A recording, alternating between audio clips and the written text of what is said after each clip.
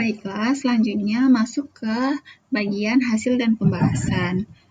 Nah, di sini terdapat dua tabel, yaitu tabel 1 dan tabel 2, di mana tabel 1 merupakan tabel yang menggambarkan rata-rata jumlah fetus dan berat badan fetus dari kelompok kontrol dan kelompok uji dengan dosis 98, 196, dan 392 mg kilogram per berat badan.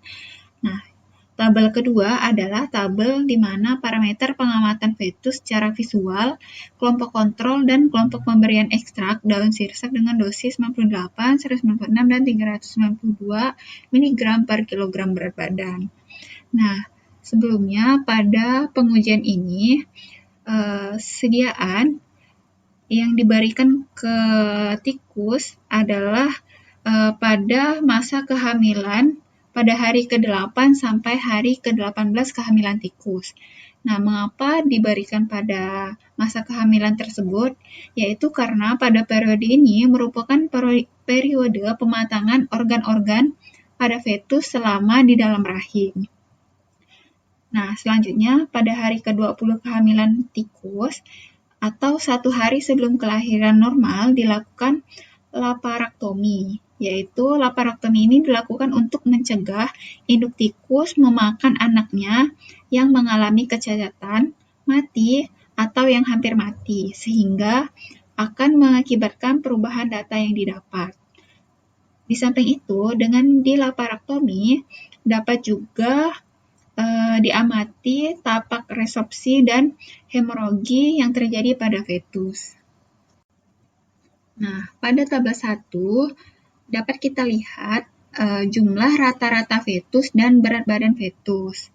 Nah, pengamatan terhadap jumlah fetus pada pemberian ekstrak etanol daun sirsak pada dosis 392 mg per kilogram berat badan, 196 dan 96 mg kilogram berat badan ini menunjukkan adanya penurunan jumlah fetus. Nah, namun setelah diuji statistik, hanya kelompok yang ada diberi dosis sebesar 392 mg per kilogram berat badan yang menunjukkan perbedaan yang bermakna.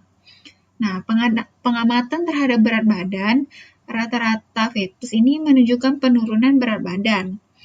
Penurunan berat badan fetus ini merupakan bentuk teringan dari suatu efek senyawa yang bersifat teratogenik. Berat badan merupakan parameter yang cukup sensitif untuk mengetahui pengaruh senyawa asing terhadap pertumbuhan fetus.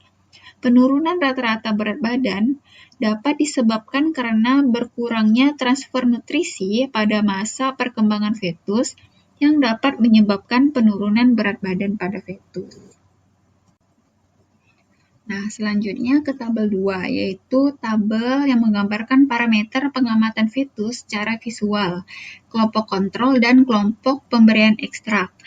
Nah, dari hasil laparektomi tidak ditemukan tapak resorpsi, tetapi ditemukan hemoragi.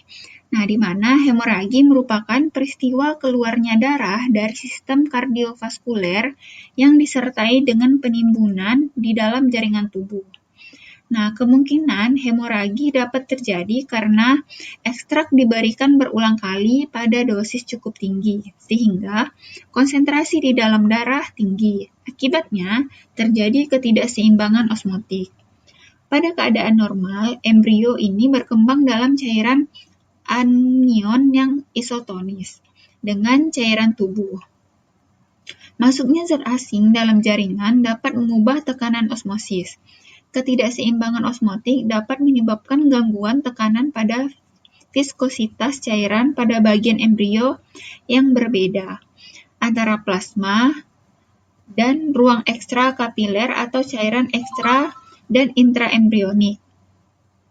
Perbedaan ini menyebabkan pembuluh darah pecah dan terjadi hemoragi. Nah, selanjutnya, hasil uji Pearson correlation, baik untuk parameter jumlah fetus dan berat badan fetus menunjukkan korelasi yang negatif antara peningkatan dosis dengan jumlah fetus dan berat badan fetus. Hal ini menunjukkan dengan adanya peningkatan dosis pemberian ekstrak daun sirsak akan menyebabkan penurunan jumlah dan berat badan fetus. Created using Powtoon.